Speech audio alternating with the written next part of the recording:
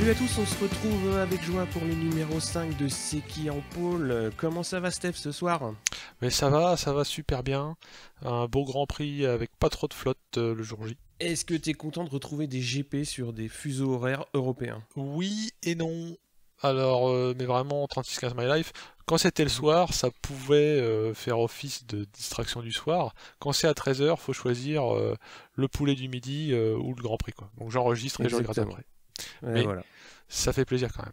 Avant d'attaquer, on va parler de deux numéros 5, un ancien et un qui est toujours en activité. On va commencer honneur aux anciens, on va dire, hein, par Colin Edwards, Texas Tornado pour son petit nom. Donc Colin Edwards, moi j'ai commencé à regarder le GP, il était toujours en activité, hein, et j'avais vraiment en tête, donc c'était une vraie personnalité du paddock, et on va faire donc un petit flashback sur sa carrière. Donc avant d'arriver en MotoGP, il a eu une belle carrière en Superbike de 95 à 2002 avec deux titres mondiaux, notamment 2000 et 2002, donc la dernière année d'activité, sur Honda. Et donc il va monter en MotoGP l'année suivante, en 2003, et il va quand même rester 11 ans dans la catégorie Rennes, et il va glaner au total 12 podiums. Il sera 3 ans pilote officiel Yamaha avec Rossi, donc en 2005, 2006, 2007, et en 2008 il part chez Tech 3. Il va rester quand même jusqu'en 2012 et après il va partir chez Forward où il roulera 3 ans avec des CRT. Donc une carrière quand même assez marquée au Yamaha, hein. Alors après pour le comment dire le trait de caractère particulier d'Edward, c'est un pilote franc du collier en conférence de presse, il mâche pas ses mots et je pense qu'en 2011 Poncharal, il a bien dû s'amuser parce qu'il l'avait dans le paddock, mais il avait aussi, à cette époque-là, un certain Crutchlow. Donc je pense que quand tu avais les deux phénomènes qui cohabitaient dans le garage, ça devait être assez sympathique. Oui, il y a dû y avoir quelques briefings d'avant conférence de presse ou d'avant sortie de la tête du paddock pour essayer de filtrer les gros morceaux. Mais même avec Oui. ça, c'est rock'n'roll, hein. Oui, oui, bon, après, bon, c'est comme je disais, c'est une personnalité. Je sais pas si tu as eu l'occasion de voir les films, donc les documentaires sur le MotoGP. Il y en a notamment un où il parle un petit peu de la physique pour les nuls, c'est-à-dire la physique moto. Hmm. C'est-à-dire tous les pilotes, ils expliquent que le centre de gravité c'est super important, blablabla. Lui, il dit non. Nous, on roule, on est sur des cartes de crédit, tant que ça tient, si ça lâche, ça lâche. Et il rentrait pas, entre guillemets, dans toutes les Oui, simagrées c'est des autres l'école pilotes. australo-américaine qui sont finalement les précurseurs de la pratique des trucs qui glissent, hein, Oui. depuis le berceau. Maintenant, on a l'impression que tout le monde le fait, mais à l'époque, il y avait guère que les Australiens, les Américains qui aimaient bien glisser, hein. Mm. Voilà, donc on passe un petit coucou à notre Texas Tornado qui a un grand centre d'entraînement aussi aux États-Unis, donc le fameux bootcamp. Et donc, on ne peut pas parler des numéros 5 sans parler de Johan Zarco. Évidemment, donc le pilote français qui a 27 ans, qui débute en MotoGP cette année. Niveau palmarès, Johan Zarco, c'est 16 victoires, donc une en 125, puisqu'il a couru à l'époque où les 125 ne s'appelaient pas Moto 3. Et surtout, 15 victoires en Moto 2, bon, c'est un petit peu normal puisqu'il va être double champion du monde Moto 2 2015-2016. Et au total, au niveau carrière, 41 podiums. Donc ça commence à faire une belle armoire à trophées. Et donc il est actuellement pilote Tech 3 sur Yamaha Satellite. Pour moi, les Arcos, c'est un petit peu comme du bon vin. Il a besoin de temps pour bien maturer, notamment quand il est monté en Moto 2. Les premières années n'ont pas été, on va dire, oui, il a pris le temps de s'installer dans la catégorie, mais ça valait vraiment le coup d'attendre, hein, parce que les 2 dernières années qu'il fait, où il prend le titre à chaque fois, il fait vraiment des très très belles courses, et surtout il a comment dire, une gestion de la saison qui est très très intelligente, une gestion des courses aussi qui est très intelligente. J'ai une image moi qui m'a frappé, c'est quand il est en tête au Qatar, si je me trompe pas, ça doit être la saison 2015, quand il pète un levier de vitesse, je crois, dans la ligne droite, où il mange de se manger le muret des stands. Je crois qu'il était en tête et bah, il termine la course quand même, mais c'était une grosse image de Zarco que j'ai gardée.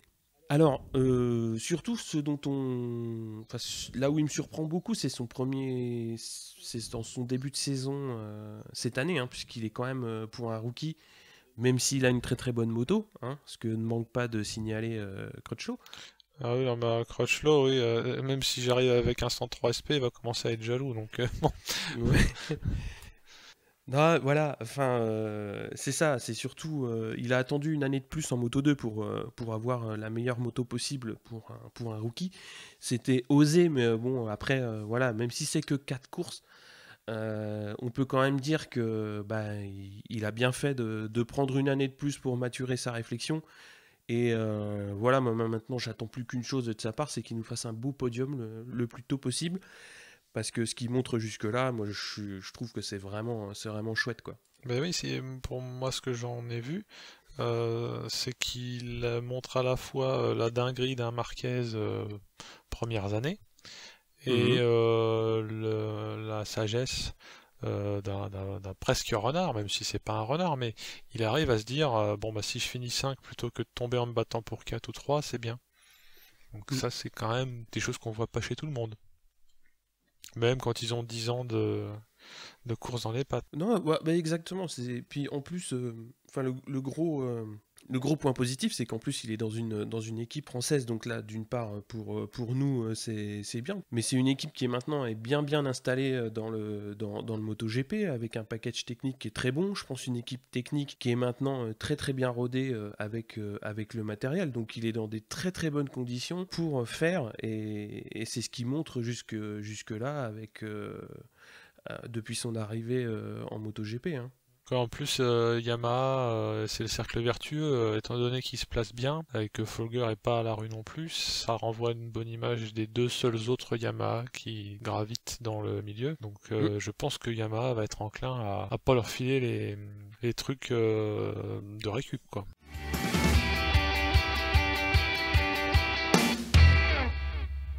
Donc on va passer déjà à ce qui s'est dit entre les deux Grands Prix, parce qu'il y a quand même eu pas mal de choses échangées. On va commencer déjà par évidemment le cas Morbidelli, puisqu'on en avait parlé un petit peu, où bah voilà, Cecchinello avait commencé à faire des yeux doux. Et là par contre le team manager Moto2 de Marc VDS, il a décidé de clarifier les choses et surtout de siffler la fin de la récré, en expliquant un petit peu qu'ils avaient un accord pour 2 ans en Moto2 et pour 2 ans en MotoGP. Alors ça pousse la pression sur les pilotes GP du Marc VDS, donc, puisqu'il y a Miller et Rabat qui sont actuellement sur les motos et ils savent que, bah, a priori, il y a un troisième qui va arriver, donc forcément sur les deux, il y en a un qui va sauter. Il y a quand même une orientation pour que ce soit Rabat qui soit entre guillemets un petit peu plus en difficulté puisqu'il a des moins bons résultats dans l'absolu, mais j'ai l'impression que rien n'est fermé. Hein.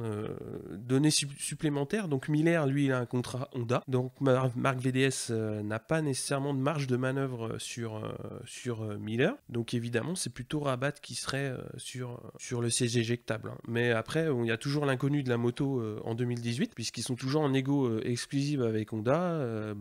Voilà, pour le moment, il n'y a toujours rien de décidé sur quelle moto va être chez Marc VDS pour la suite. Et parmi les buzzeries d'avant-course, parce qu'il faut quand même bien que les journalistes et nous occupions, Oui. il a été évoqué, ce qui traîne déjà depuis quand même quelques 10 jours, 2 semaines, la revente de Ducati, ce qui n'est pas rien, parce que quand on parle de Ducati, du moins dans ma compréhension du problème, on parle autant des motos de route, de ce qu'il y a en concession, que de l'activité GP, qui est une activité autant Oui. labo de recherche que image, pub, que Bah sais-je. oui, t'achètes la totale. Ouais. Donc c'est un peu ce qu'on appellerait les NRC hein, chez les pros, les non-recurring costs. Tu lâches de l'argent et il n'y a rien qui revient. Du moins, pas par le même chemin. Donc vente ou pas, est-ce que Volkswagen veut se séparer de Ducati? A priori oui. Effectivement, ça, en plus ce type d'info arrive en plein milieu d'un pseudo-marasme qui n'est plus vraiment un marasme, on va le voir tout à l'heure, mais Mm. c'est pas le meilleur moment. Il n'y a pas de bon moment pour s'annoncer qu'on va pseudo être acheté, mais Ouais. celui-là, c'est pas comme quand tu vas au top, quoi. Après, donc, pour continuer sur l'entre-deux GP, il y a eu des essais privés Michelin au Mans donc, pour évaluer le nouveau revêtement, puisque comme à chaque fois, ils savent pas trop où ils vont au niveau du revêtement, donc ils essayent de faire rouler les motos un petit peu en avance pour avoir un petit peu de données avant le week-end de course. Il y a eu une autre annonce moi qui m'a énormément étonné de la part de la Dorna, puisque il y aurait dans les tuyaux la création d'une nouvelle catégorie basée sur une motorisation électrique. Donc ça a été annoncé début mai et a priori ça semble avancer plutôt bien pour une mise en place en 2019 sur la partie européenne du championnat du monde MotoGP. Alors ils en ont pas annoncé beaucoup plus, mais bon voilà, moi je me suis noté ça parce que pour moi c'est une affaire à suivre. À chaque fois qu'il y a une nouvelle catégorie, moi ça peut me sembler intéressant à voir, hein, parce que ça va forcément une nouvelle motorisation, ça va amener des manières de piloter un petit peu différentes et pour moi ça me semble intéressant de suivre. Oui, moi aussi, parce que je m'étais à titre privé intéressé à ce type de moto. Alors je me suis très vite calmé parce qu'en gros, un petit roadster qui fait de la peine chez Zero Electrics, ça coûte 15 000, enfin 12 000 avec la remise, mettons, super. Puis à la revente, personne n'en voudra, donc je me suis un peu calmé. Mais pourquoi je m'y intéressais? Parce que les motos électriques sont pas ridicules, loin de là, notamment au niveau du couple. Et comme moi je suis un fan de mono et de bicylindre, le couple annoncé d'un moteur électrique est tout à fait aguichant. Maintenant, à voir ce que ça fait sur une course et sur des vraies bécanes de course. Et s'il y avait ne serait-ce que la moitié du pognon qui est investi sur le thermique dans ce type de championnat, ça peut être intéressant. On peut signaler qu'il y a déjà un championnat de quelques courses par an en voiture. C'est des circuits urbains pour faire de la com, mais la tendance est à mettre des ronds dedans. Donc espérons qu'il y aura assez de ronds dedans et peut-être même des pilotes connus qui feront des piges, parce que ça peut aider à amorcer ça va arriver par pompe, là. Hein. Bon, on va suivre ça. Hein. Mais bon, de toute façon, moi ça va forcément me gêner dans le sens où ça va pas faire. Oui. Moi qui suis un ex-ducatiste et qui aime bien les gros sons, va falloir se trouver d'autres manières d'être satisfait. Il va falloir mettre du carton entre les rayons. Oui, voilà. Ou qu'ils fassent comme sur les Renault totalement électriques, qui rajoutent un bruit pour prévenir les passants. Mais là, ça va plutôt être à rajouter un bruit pour aguicher le chaland. Mais il faut quand même voir que tout ça, c'est culturel. Là, si on aime bien le gros son et tout ça, c'est qu'on l'associe à un gros couple et à de la grosse vitesse, mais c'est totalement culturel. Donc, ça sera, comme disent les gens qui s'écoutent parler, un changement de paradigme. Nous verrons si les sifflements, un peu comme le Burgman 650 qui est une espèce de variateur qui siffle, ou même un sifflement à la Triomphe. Moi quand j'entends un sifflement à la Triomphe, je sais que ça va barder derrière. Donc si tu me fais un sifflement comme ça et que je sais que ça barde, en quelques années je peux être capable de m'esbaudir. Et donc ce autre news qui nous est tombé dessus, non pas tombé mais plutôt tombé du ciel, ce serait que Guintoli remplacerait Rins blessé, au moins pour le Grand Prix de France. Je dis au moins parce que j'ai vu quelques entrefilets qui ne précisaient pas si la pige pourrait se continuer, mais il sera au moins là pour Cocorico, 3 pilotes français en prenant Zarco, Baz et Guintoli pour Le Mans. Oui. Donc là, c'est quand même. Je vais doubler ma ration de popcorn, quoi. Donc, grave. avec casquette bleu, blanc, rouge, et puis les Marseillaises, Cocorico et les bières sur la casquette avec la paille qui descend, là, tu vois. Tranquille.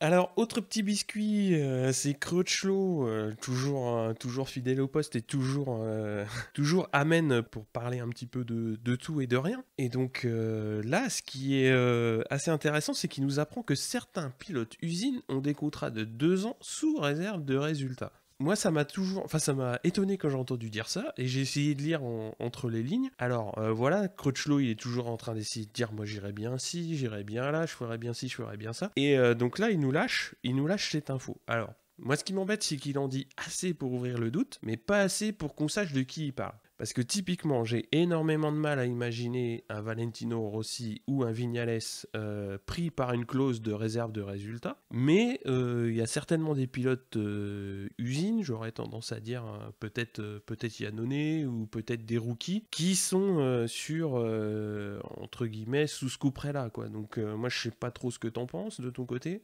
En tout cas, première réflexion que je me fais, j'aime beaucoup Crutchlow quand il parle franchement, mais de moto. Quand il commence à faire les gossips, c'est moins intéressant, sauf quand c'est pour sortir de la bombe atomique, mais là il sort un pétard mammouth à moitié humide. Et par ailleurs, autre réflexion que je me fais, c'est que comment pourrait-il être gourmand d'aller dans une écurie d'usine, mais qui soit si j'ose dire, tierce, savoir ni Yamaha, ni Honda, ni Ducat. Parce que aller chez KTM ou Aprilia, est-ce que ce serait un cadeau par rapport à être sur une Honda de chez du HRC, pas du HRC, où est-il ce jeune homme? C'est Cecchinello, chez LCR, Honda. LCR, excuse-moi, pas HRC. Donc voilà, c'est la seule réflexion. Moi je préfère quand il dit je me suis loupé, j'ai fait nimp, ou alors un tel a fait nimp, mais quand on parle de la piste et de l'arsouille.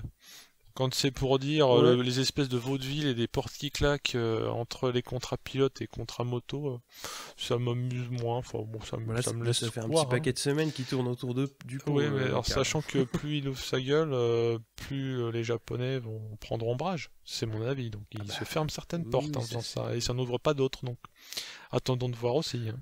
On verra.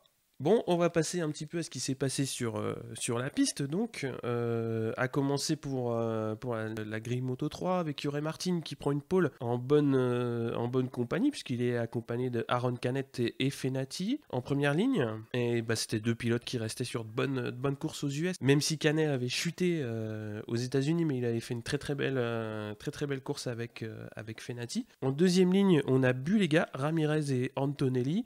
Mir était un peu loin, puisqu'il est 9 et surtout McPhee il s'est laissé piéger donc en qualif puisqu'il est 26e sur la grille, donc vraiment très très loin. On va passer à la grille Moto 2 où là je pense qu'il faudrait faire une session sans les marques VDS, puisque de toute façon il y a que qui, je pense qu'ils vont faire toutes les pôles jusqu'à la fin de saison. On leur laisse les clés du circuit, puis ils nous disent quand ils ont fini. Je pense qu'ils vont prendre toutes les pôles jusqu'à la fin de la saison, puis limite peut-être toutes les victoires, mais ça on verra après. Mais pour le coup, c'est Alex Marquez qui a dominé les débats devant Morbidelli, donc, et Egerter qui complète la première ligne. Egerter qui court avec l'écurie Kiefer. Alors, en deuxième ligne, on a Oliveira Pasini et Pecco Bagnaia, et Viré qui avait placé la Tech 3 à la 7ème place, donc toujours plein de promesses pour Viré sur la Mistral. Un petit mot à dire sur Nakagami qui est 8, et il y a eu aussi une autre annonce, alors moi qui m'a énormément étonné et qui le concerne dans le week-end. Alors si il termine dans le top 3 du championnat, il aura un guidon en MotoGP l'an prochain. Alors c'est une annonce qui a été faite, mais sans donner dans quelle entité il pourrait se retrouver, dans quel team, avec quel motoriste. Tout ce qu'on sait, c'est que si le mec fait un top 3 au championnat, il va monter en MotoGP. Sachant que les VDS sont quand même, à mon avis, ils sont bien embarqués pour faire 1-2 au championnat.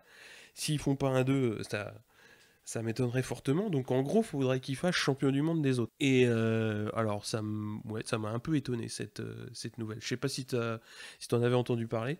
Non, je n'avais pas entendu parler de ce type de tractation, mais encore, à chaque fois, ça me surprend la date à laquelle les hameçons sont lancés. Parce qu'il peut se passer tellement de choses. On n'en est que à la 4ème course quand même. Il y a 18 courses, hein. Mais voilà, je sais pas s'il y a un modèle économique qui veut qu'il faille signer ses pilotes avant je sais pas, la 5 ou 6ème course. Je vois pas trop comment tu peux prédire à ce point-là, quoi, parce qu'ils ont tous du potentiel. Et puis pareil, Nakagami, s'il fait pas 3 dans le championnat, il fait quoi? Il passe sa vie en Moto 2 et jamais il a une offre en GP. Enfin, ça semble très binaire, hein, et un peu comme quand tu dis au môme qu'en 6ème, ils doivent avoir fait leur choix pour le post-bac. C'est un peu ça. C'est un peu l'image que je me donnerais. C'est bon, bah ouais, ok, il peut se passer des choses, quoi, en bien comme en mal. On verra sous quelle bannière il passera le cap. Après, tu nous parles du MotoGP? Pour le MotoGP, à noter, c'est Lorenzo, même si c'est pas la pole. C'est la résurrection. On va quand même éviter d'employer des trop gros mots, mais on l'avait bien senti dans le dur, que ce soit au niveau de ses résultats et de ses dires, avec cette léger trait d'espoir qui était arrivé avec ses retours au réglage d'usine, si on peut dire, sur la selle, où il aurait fait comme d'aucuns avaient évoqué, à savoir s'adapter lui à la moto et non l'inverse. Il a fait dans les 3 FP en cumulé, il a fait le 2e temps. Pas de purgatoire pour lui, Q2 direct.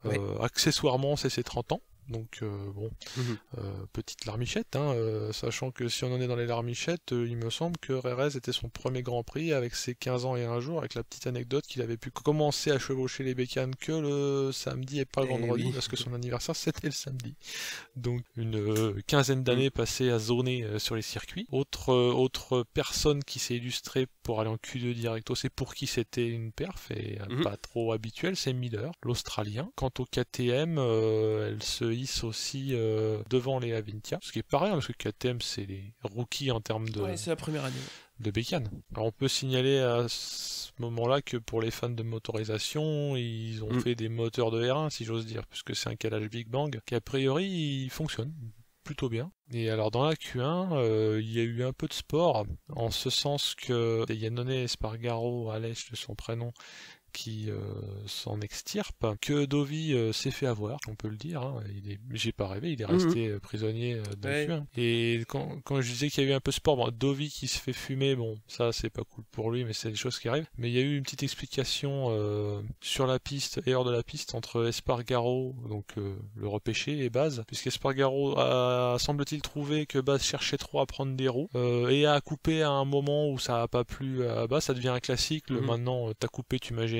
Donc Espargaro a fait l'espèce de scooteriste mal léché en repassant devant Baz et en tapant un coup de frein devant quitte à faire tomber tout le monde et en lui faisant des grands signes. A priori, Baz en interview post-incident a expliqué que oui, il comprenait pas pourquoi trop Espargaro s'était senti lésé, mais c'était la même chose que l'épisode Vignales-Rossi à Austin, mais beaucoup plus explicite. Il se trouve qu'à la fin ça change rien à notre monde, puisque en Q2 on laisse parler les ténors, Pedrosa prend la pole et Marquez fait 2. Donc c'est un peu très belle fin de Q2 hein, pour ceux qui ont vu. Crutchlow fait 3. C'était waouh.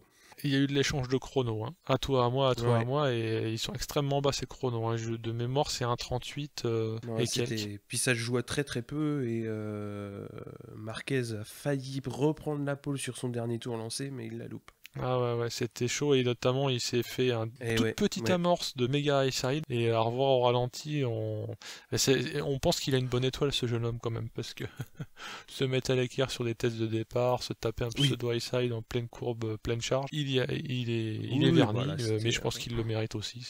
À mon avis, s'il avait pas un tel feeling, il serait déjà en 4 morceaux façon puzzle. Et Vignales qui se place aussi pas trop mal. Iannone, finalement, bonne surprise pour lui, enfin pour nous je veux dire, qu'il soit là en deuxième ligne, et c'est Zarco qui clôt la deuxième ligne. Alors moi j'ai toujours mal à Michette à voir Rossi 7, parce que même si je sais qu'il est capable de gagner en partant en 7, ça me saoule de pas le voir aux avant-postes, mais bon. Et Lorenzo 8, donc il fait le dos rond. Ouais, ça bosse quoi. Alors on m'a rapporté, mais je n'ai pas suivi cette histoire, le coup de gueule Lorenzo Iannone, peux-tu m'en dire un peu plus après la qualif, a priori, Lorenzo s'est un peu plaint du comportement d'Iannone. Il l'a accusé de tourner autour de lui comme une mouche hein, tout le week-end, donc après j'ai pas trop suivi toutes les FP et la Q2 surtout, mais a priori, voilà, donc Lorenzo il a un peu pesté contre Iannone. Sous-entendu qu'il voulait prendre sa roue pour choper des repères. C'était ça l'idée, hein, c'est que voilà, il en avait marre de voir la Suzuki lui tourner autour. Hein, voilà. Après, mais j'ai vu je sais plus quel qualif c'était dans d'autres catégories. Mais je crois que c'est Saron qui commente sur Eurosport qui disait que ça devenait grotesque.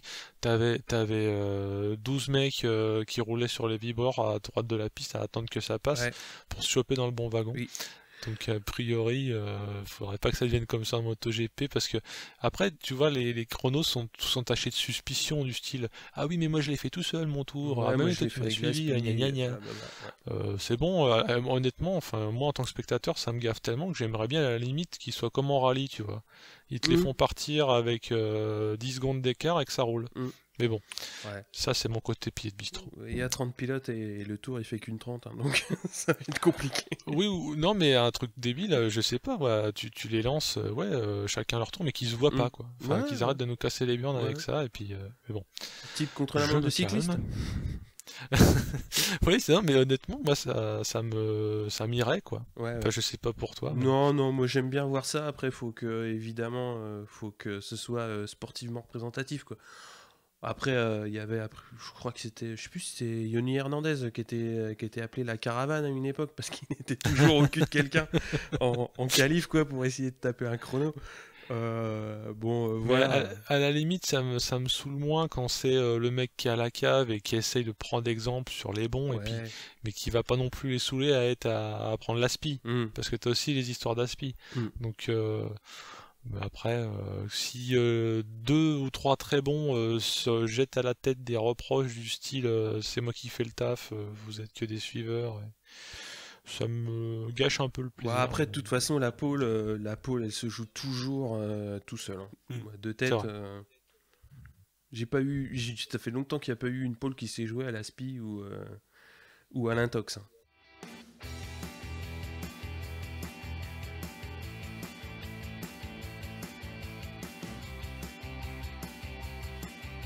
On va passer à la course Moto 3 avec un groupe de tête qui a été très très fourni durant toute la course. Alors, un groupe de tête composé de à peu près toujours les mêmes, hein, c'est-à-dire Martin, Fenati, Canet, Mir qui s'est replacé malgré le fait qu'il soit parti d'un petit peu loin. Alors, ça chafouine direct dans le groupe, hein, parce qu'il y avait Binder, donc le petit frère de Brad, qui roule en Moto 3 et qui est coéquipier de Ramirez, si je me trompe pas. Et Boulega qui est dans le bon coup aussi. Donc Ramirez Binder, il montre la moto aux avant-postes. On les avait pas trop vus en début de saison, mais là, ils ont vraiment mené le groupe d'une dizaine de pilotes pendant une bonne partie de la course.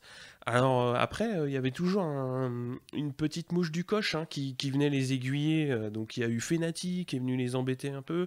Il y a eu Canet aussi qui a montré le bout de la moto. Alors ça a été une course très très belle en paquet, avec, je crois que on a eu le Kamasutra des dépassements, je crois qu'ils ont tout fait les mecs. Il y a eu de l'aspi, il y a eu de l'inter, de l'exter, c'était vraiment du beau pilotage et il y a eu vraiment des très très belles manœuvres. Il y a eu un gros contact Binder-Canet à une sortie de courbe, c'est musclé, mais les deux restent en piste et donc sans se faire décrocher du groupe aussi. C'était vraiment impressionnant parce que Canet il réussit quand même à rester debout alors que il est penché et il sort sur les vibreurs mais il réussit à rester en course. C'était chaud. Alors Binder va chuter à 12 tours de la fin. En fait, quand Fenati le passe à l'intérieur, hein. Bon, il tente de repartir, hein, quand même, mais bon, ça va être trop court. Il y a eu une enquête, mais sans conséquence, hein. Bon, c'est ce qu'on voit directement au niveau des replays, hein. On voit que Fenati est à l'inter, il n'y a pas du tout de contact avec Binder. Et bon, Binder, il est un petit peu sur l'extérieur et il perd l'avant, il chute. Il y a eu aussi une chute de McPhee, mais en tête, on retrouve le groupe. Ils font le show, alors c'est vraiment beau à voir. Il y a une super manœuvre de Canet pour prendre la tête dans le dernier virage, et il gagne devant Fenati et Mir. Et donc Marcos Ramirez, qu'on avait, moi j'avais pas vu du tout depuis le début de saison, qui fait une très très belle 4ème place. Pour moi, ça a été vraiment une très très belle course dans ce sens-là. La tête de course, pour moi, ça a été un dernier tour pendant toute la course, quoi. Vraiment chouette à voir. Après, côté Frenchy, donc Jules Danilo, il partait de très très loin, il était 25e sur la grille, mais il est remonté. Donc moi, je le suivais un petit peu sur le timesheet et on voyait donc qu'il remontait, il grappillait, grappillait, grappillait. Et il finit 12 donc dans les points. C'est toujours très très bien de marquer des points. Donc voilà pour la course Moto 3, hein. C'était vraiment une très très belle course. Moi j'ai pris vraiment beaucoup de plaisir à la regarder. Alors contrairement à la course Moto 2, le Moto 2 je sais plus trop comment... Moi j'aimais beaucoup cette catégorie parce qu'elle était révélatrice de talent. Ouais, mais il y a un truc que j'aime bien en Moto 2, c'est que on est sur des motos qui sont plus proches des sportifs 600 que tu peux croiser Mm, dans la vraie vie. Donc tu vois à peu près les bestioles que ça peut être. mm, C'est assez gros pour être spectaculaire. Je parle de gros gabarits, à savoir. Moi j'ai toujours un problème avec les motos 3, il faudra qu'on m'excuse si je dis de la merde. Mais elles sont tellement chétives et les pneus tellement petits qu'à chaque fois que je vois une course de moto 3, je peux pas m'empêcher de remarquer ça. Je vois bien ouais. que les mecs font des Mm. trucs incroyables et c'est des pilotes, ouais, c'est des tueurs. Mais la tronche des motos me ramène toujours à cette idée que elles sont toutes petites.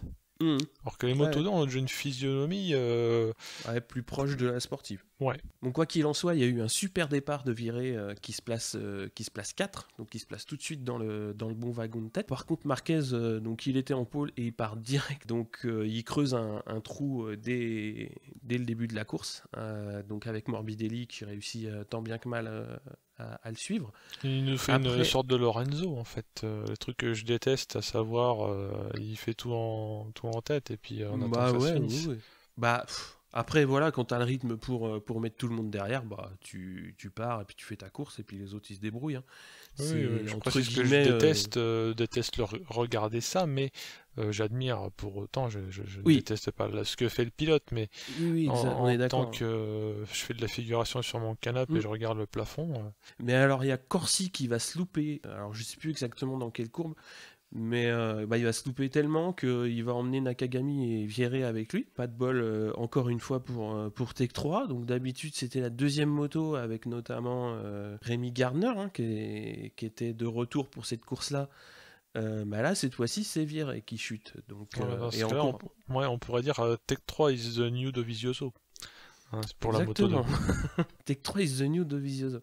Donc Morbidelli cravache pour tenir le rythme de son coéquipier, hein, donc qui est toujours devant. Il va réussir à le reprendre parce que Marquez à un moment il va faire une sortie un peu large sur un virage. Derrière on a quand même Pecco Bagnaia qui fait briller la VR46 puisqu'il réussit à accrocher la troisième place. Et le gros souci c'est que Morbidelli va perdre l'avant. Là on retrouve Marquez à 4 secondes d'avance. Au revoir les amis, démerdez-vous. Et puis après il va pas se passer grand chose durant cette course qui va être très très monotone. Donc c'est Oliveira sur KTM qui va remonter sur Pasini et il va le passer à 5 tours de la fin, donc il va prendre la troisième place. Et donc le podium, Marquez Bagnaia, pour qui c'est la 4e course en Moto 2 seulement. Donc un rookie qui monte sur la 2e place de la boîte pour sa 4e course, c'est quand même très très bien. Et Oliveira qui confirme un bon début de saison en prenant la 3e place. Après on a pas mal d'Italiens, on retrouve Pasini et Luca Marini qui font 4 et 5.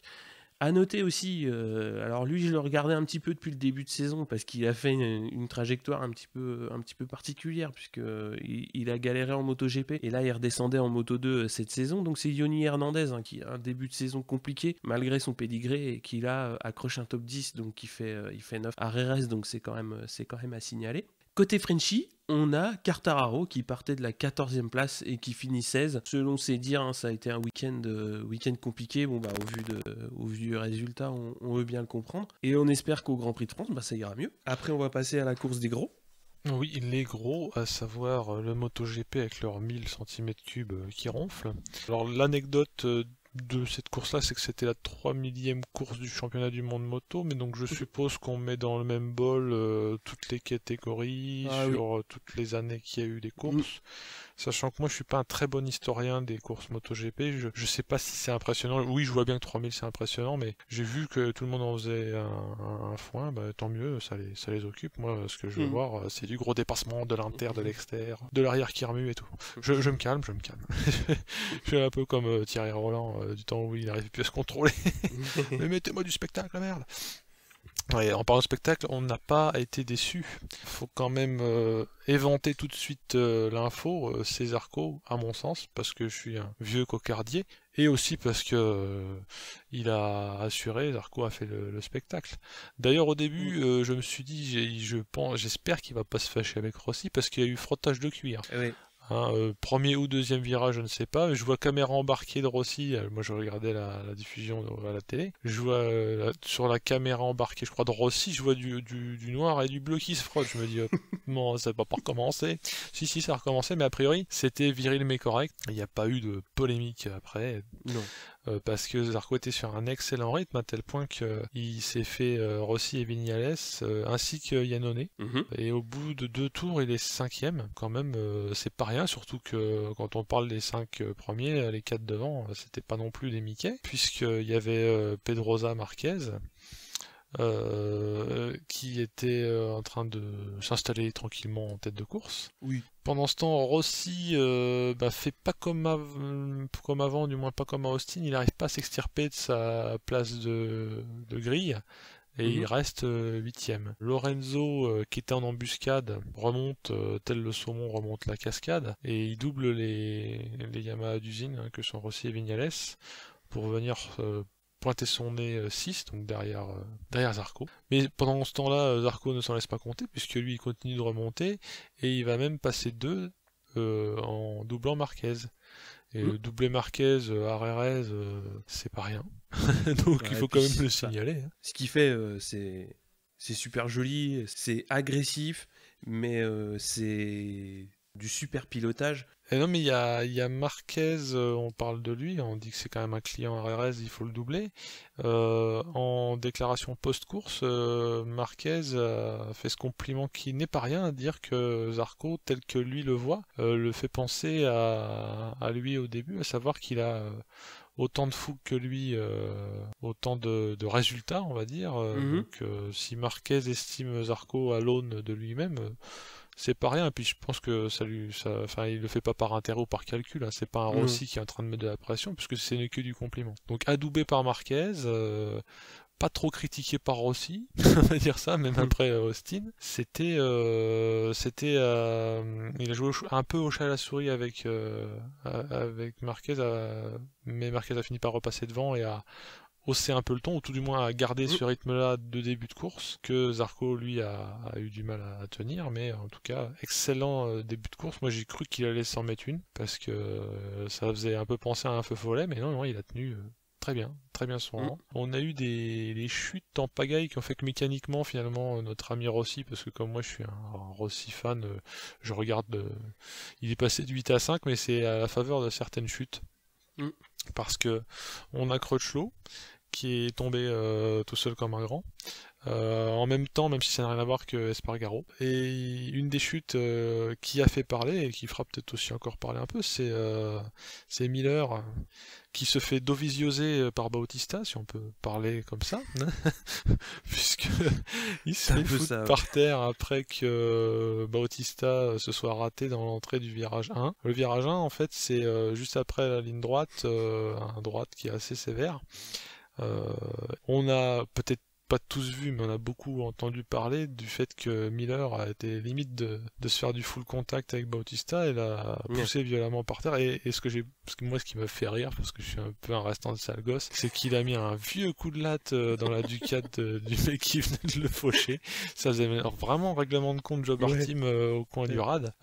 Après, en débriefing, Miller explique ce qui s'est passé, c'est que beaucoup de pilotes, d'après lui ont fait ce qu'on pourrait appeler le coup du virage 1. C'est un peu la fureur de vivre, hein. C'est au dernier qui freine, et les gens ont tendance à en abuser parce qu'il y a un dégagement dur, et c'est pas du gravier tout de suite. Donc s'il se rate, il leur reste le plan B de sortir large et de revenir, et d'essayer au tour d'après. Or, a priori, Miller a été beaucoup victime de ces attaques dites du Ouais. virage 1, sachant que là, 3 ou 4ème, ça vient de Bautista, et Miller explique que Folger lui a fait ça, et il en veut pas à Folger parce que Folger c'est un rookie. Bautista Mhm. est, d'après lui, depuis plus longtemps dans le MotoGP que lui, Ah et oui, donc oui, n'a oui, pas à nettement, faire ce genre nettement. d'enfantillage. Ouais. Je le rejoins là-dessus d'ailleurs. De là à mettre un sidekick, ça je ne sais pas, mais honnêtement, moi quand je vois ça, alors on va dire ouais c'est pas sportif, il mérite une amende et tout, mais je trouve que c'est légitime parce que je suis même surpris de ne pas le voir plus souvent. Par exemple, quand un Lorenzo se fait faucher par un Iannone dans les années dernières, j'étais Oui. très surpris qu'il lui ait pas mis un vieux coup de casque. Mais bon, Oui, oui, oui. Bon, après, c'était c'est sûr. légitime. Bon, comme le dit la Dorna, hein, c'est quand ils mettent une amende à Miller pour ce comportement, ils disent ouais, on veut pas voir ça Mais sur les s'ils mettent circuits. une amende à 1000 euros, ils sont mignons, mais 1000 euros, Oui. c'est comme 5 euros pour moi. Je dis pas qu'ils sont Ouais, ultra payés, voilà. les mecs, mais Non, mais c'est pas. Parce que mettre une amende de 1000 euros, c'est pas faire moins 3 places au tour d'après, hmm. comme quand ils ont sanctionné Rossi. Oui, oui, c'est clair. Donc c'est pas c'est une fausse sanction en fait. Oui, enfin, c'est une fausse sanction, mais C'est juste pour après, dire il faut pas. oui, derrière ça, moi, ce qui est embêtant, c'est effectivement, bon, Miller, il y en a plusieurs qui ont essayé de lui faire à l'envers, justement, à ce virage 1. Ce qui est plus chiant, c'est que bah, tu chutes ou tu sors large, tant que t'es tout seul, entre guillemets, bon, bah, ça gêne pas, quoi. Mais là, bon, t'emmènes un mec avec toi, tu sais jamais comment ça peut se passer, et t'es pas tout seul sur la piste, quoi. Donc, quand t'emmènes un mec, tu sais pas trop où est-ce que ça va s'arrêter. Si tu restes dans la trage et qu'il y a un autre mec, un autre paquet qui arrive derrière, ça peut quand même Mm. très mal se passer. Donc sanctionner Miller pour le mauvais geste qu'il a eu dans le bac à gravier, je le comprends, mais il faut aussi voir ce qui s'est passé avant, c'est-à-dire si Bautista il a fait effectivement un freinage optimiste, enfin qu'on va qualifier d'optimiste, faut peut-être aussi mettre le holà sur ces choses-là. Après, bon, faut qu'il puisse se dépasser, hein, ces braves gars, mais Donc, mais pendant le temps où justement il y a des histoires, on pourra appeler ça des histoires de bac à sable, hein, ben, tu as Yannone qui se bourre, donc c'est pas une bonne année pour lui, hein, ça sent quand même pas bon, hein, même s'il fait des beaux trucs avec des places correctes en qualif, bah là ça sent un peu, non pas le sapin, mais il va falloir voir à pas tomber. Hein. Et Pedrosa ne craque pas mentalement parce qu'on avait beau jeu toujours de dire oui, il a rien... enfin c'est pas qu'il a rien dans le cigare, mais dès qu'il se fait un peu pressuriser, il perd ses moyens. Pas du tout là. Il a continué de mener. Chapeau l'artiste. Et ce bougre de Lorenzo remonte sur Zarco pour lui chipper, si j'ose dire, sa place sur le podium. Donc Zarco intelligemment évite de vouloir faire trop de résistance, ni de bouchonner, ni d'essayer de redoubler tout de suite après, parce que si t'es chaud patate, il y a moyen de faire une Yannone sur ton adversaire. Donc il l'a pas fait. Donc ça rejoint ce qu'on disait, c'est qu'il a quand même du plomb dans la cervelle. Et crève-cœur ultime, Rossi se fait pourrir par tout ce que le paddock compte de second couteau, parce qu'il est en galère et il arrive plus à freiner. Chose que disait De Punier quand il regardait, il semblait trouver que Rossi limite conduisait à la poignée de gaz, donc ne freinait quasiment plus. Donc, toute proportion gardée, évidemment. Et il finit 10e derrière la Aprilia d'Espargaro. Débriefing de l'intéressé. D'après lui, tout le week-end, il était en délicatesse avec l'accroche de la piste, notamment le spinning, donc l'arrière qui cire. Pendant tout le week-end, il a essayé de faire un coup de poker au warm-up, mais c'était pire. Donc coup de poker perdant égal, on voit ce que ça donnait. Après, ça peut pas gagner tout le temps. Hein. Non. Et l'avant aussi, lui allait pas trop, donc en gros, ça spin à l'arrière, il peut pas freiner fort à l'avant. Et donc il se fait pourrir et course de merde. C'est lui-même qui dit que dans les derniers tours, il fait plus 3 secondes par rapport à ce qui est normal, et c'est énormissime. Heureusement qu'il avait encore à peu près de la marche sur le reste de la meute. Bah oui. Mais il finit sur 0, hein, petit gimmick. Donc vainqueur Pedrosa, qui était impérial.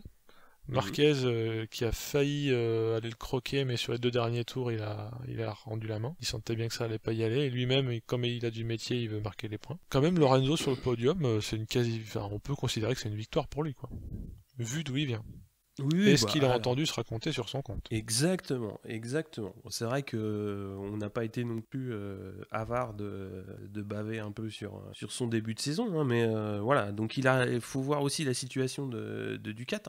En arrivant à RRS, donc ils ont une piste qui leur est pas spécialement favorable, et surtout Lorenzo qui était en délicatesse avec sa moto, et le fait qu'il arrive à faire un podium ici, à mon avis pour lui c'était inespéré, hein, puis pour toute la team. Hein. Comme tu l'as signalé, un des trucs qui m'interpelle sur ce Grand Prix, c'est que Lorenzo 3, Dovi 5, sur un circuit qui est réputé n'ayant pas de grande ligne droite, et donc était censé être défavorable au Ducati.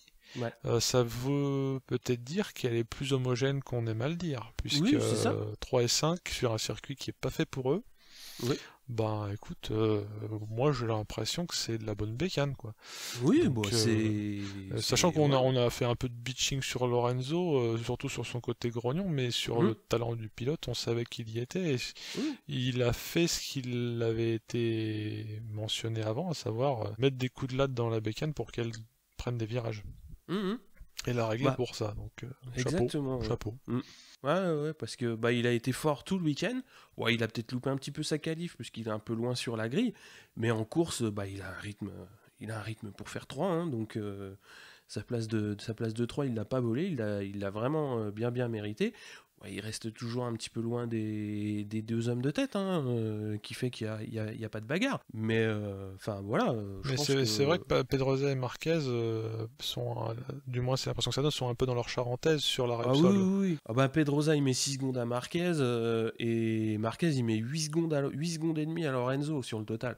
Bon, c'est vrai que Marquez, quand je dis qu'il est dans des charentaises, c'est qu'il connaît tellement sa bécane qu'il peut se permettre de faire le guignol avec, parce que c'est un mec qui fait du barefoot en charentaise. C'est freestyle, mais il reste sur ses roues, et j'ai l'impression qu'il sait quoi faire avec sa moto et quoi ne pas faire. Visiblement, il finit sur ses roues. Et donc Zarco, semi-cocorico, enfin même cocorico tout court, 4. 4 meilleurs résultats de sa carrière en GP, puisque les 2 précédents c'était 5. Donc il finit, et en plus 4, devant Dovi, Vignales, excusez du peu. Vignales était quand même un peu embêté, parce que dans son débriefing, il expliquait qu'à 2 reprises, il a failli s'en mettre une. On a vu notamment une image sur Eurosport où il manque de perdre l'avant assez tôt dans la course. Ouais. Et ça a failli se finir en strike avec son voisin du moment, dont je sais plus le nom. Pareil, ça fait partie du métier, là, il apprend à pas tomber et à finir quand ça va mal. Et c'est peut-être ce type de course qui est peut-être plus formateur que de finir devant cavalier seul. Oui, oui, tout à fait. Finir quand ça va mal. Ouais, c'est tout à fait le cas. Hein. C'est quand t'es pas super bien et que tu réussis quand même à faire 5 ou 6 comme ce qu'il fait là. Hein. Bon, il faut savoir s'en contenter et c'est comme ça. Hein. Vaut mieux faire ça plutôt que de se mettre au tas. Hein. Ça, c'est clair. Les franchises, qu'ont-ils fait? Oui, Baz a beaucoup souffert en qualif.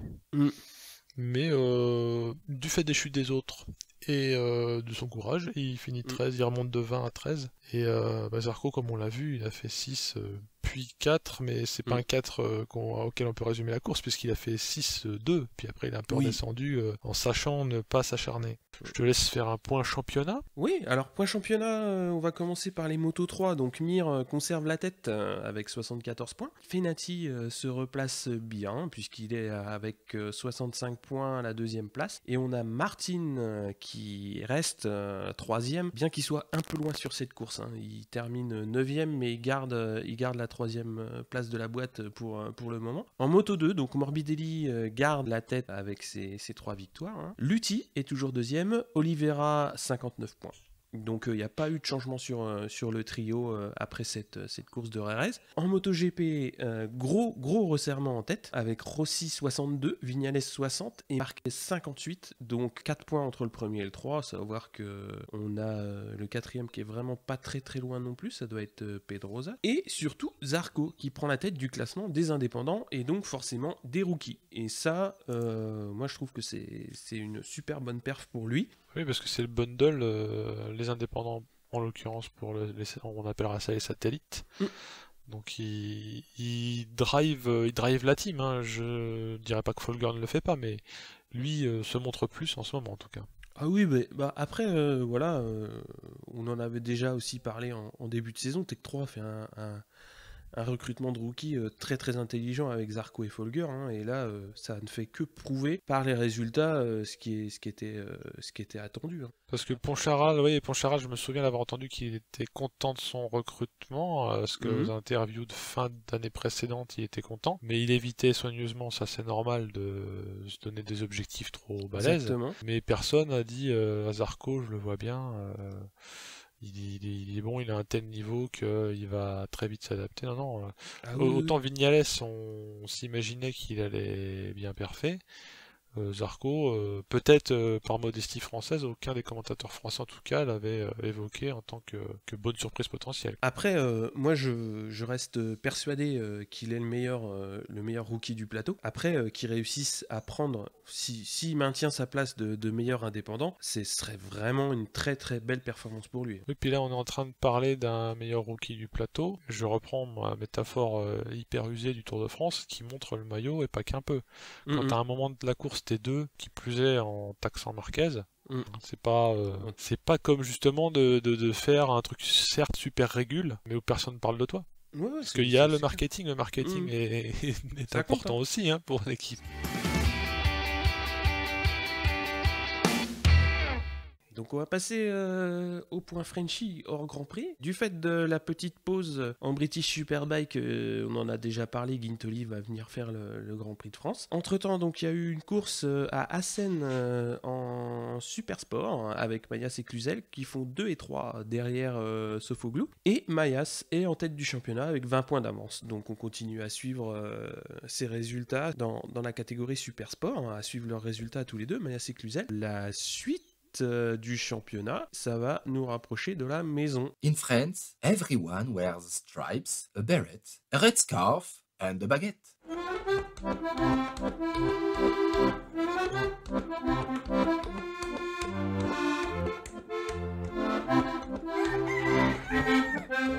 Oui, circuit, le Cocorico Le Mans Grand Prix, Mais oui. HJC pour les intimes, hein. De toute façon, toute course maintenant est sponsor par une marque. Et oui. Le HJC Le Mans aura lieu le 21 mai 2017 sur le circuit Bugatti. Petit point histoire, hein, c'est le circuit Bugatti du Mans accueille le MotoGP depuis 2000. Avant, c'était couru au Castellet, circuit Paul Ricard, autre sponsor si on est. Petite exception culturelle en 92, Magny-Cours. Je sais pas pourquoi seulement cette année-là, problème de pognon je suppose, dans un sens comme dans l'autre. Par contre, comme j'ai fait un peu mon historien de pacotille sur Wikipédia, j'ai vu que dans les années 80, une année sur deux, c'était Le Mans ou le Castellet.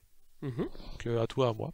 Mais maintenant, quand on dit Grand Prix de France, désormais depuis 17 ans, c'est Le Mans, le circuit Bugatti. Donc si on parle des palmarès, je vais me contenter des pilotes soit encore en activité, soit hyper récents, que je qualifierais de l'ère Rossi, hein, qui est quand même assez longue. Hein. Moins de 20 ans. Ouais, moins de 20 ans, mais quand même 20 ans c'est pas peu. On a un gros thruster de palmarès, et notamment sur les années récentes, c'est Lorenzo. 5 victoires. Alors Rossi peut s'enorgueillir d'avoir 3 victoires, mais sa plus récente, elle est de 2008. Il a commencé à gagner en 2000, mais ça fait quand même ça va faire 9 ans qu'il n'a pas gagné. Donc, après, ça veut rien dire, parce que tout est une question d'alchimie de moto et d'événements de course. Marquez n'a qu'une seule fois remporté le Grand Prix, comme Pedrosa, Stoner ou Biaggi. Donc on voit que si on doit s'imaginer un vrai favori, je parle que à cause de l'histoire, hein, sans prendre en compte la moto qu'il conduit cette année, ce serait Lorenzo, 5 victoires, très récentes. Rossi, toujours parce que de toute façon on le goupille, hein, mais après je pense qu'en fait en gros, pour faire simple, on ne peut rien dire, puisque Lorenzo n'est plus sur une Yamaha, et qu'il y a quand même des gens qui ont la dalle comme Vignales, puis Marquez étant un funambule, pourquoi pas il se taperait des dérapages sur les vibreurs pour faire comme dans Mario Kart. Nous verrons, c'est un peu l'intérêt quand même de ce sport, c'est qu'on peut pas tout prédire 2 semaines à l'avance. Alors le tracé du Mans, on essaiera de pas le confondre avec celui des 24 heures auto, et sa célèbre ligne droite des Hunaudières, parce que celle des 24 heures auto, c'est un tracé qui fait 13 km. Le Bugatti, c'est un petit circuit de 4 km, un circuit à l'européenne, comme on en parlait l'autre fois, 4 km. Si on parle ligne droite, 674 mètres, alors théoriquement pas favorable au Ducati, mais je serais peut-être autorisé à me taire, maintenant qu'on a vu que à Jerez, Lorenzo fait 3. D'un point de vue purement circuit, c'est un circuit qu'on pourrait dire petit, comme l'évoquait Baz, les circuits européens sont moins grands et ont surtout pas 1 km de ligne droite. De ce que il se dit parfois du circuit, c'est qu'il est pas passionnant au sens où c'est beaucoup accélération-freinage. Moi j'ai regardé un tour embarqué, je trouve qu'en fait il est un petit peu vicieux, parce que pour ceux qui ont un peu l'habitude du circuit, la zone qui s'appelle chicane Dunlop, il y a une légère descente, et surtout avant le virage de la Chapelle qui est une épingle, il y a un gauche, ce qui fait que freiner en ligne c'est extrêmement compliqué. Tu finis ton gauche et t'as un freinage de trappeur, donc quand t'es pas droit et que tu freines trop fort, tu perds l'avant.